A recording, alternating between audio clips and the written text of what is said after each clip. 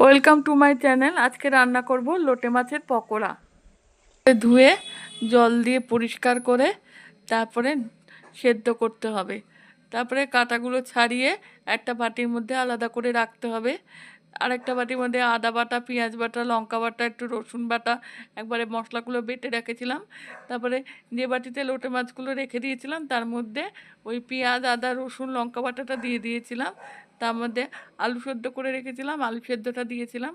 তার মধ্যে হলুদ গুঁড়ো, লঙ্কার গুঁড়ো, জিরের গুঁড়ো পরিমাণ মতো দিতে হবে। তারপরে অল্প একটু বেসন দিতে হবে আর অল্প একটু ময়দা দিতে হবে। আন্দাজ মতো নুন দিতে হবে। নুন দিয়ে ভালো করে মাখতে হবে। তারপরে ভালো করে ডোটা মাখতে হবে, আলাদা করে আর জল দিতে হবে না। কড়াইতে সাদা তেল দিয়ে গোল গোল করে বড়ার আকারে ভাজতে হবে। গ্যাসটা লো রাখতে হবে যাতে ওপর ভালো করে ভাজা হয়। তা অল্প বড়াগুলো ভালো করে লাল করে এপিট ওপিট করে ভাজতে হবে।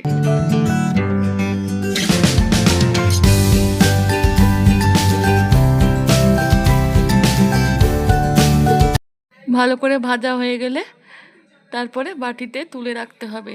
তাহলে লোটে মাছের পকোড়া তৈরি।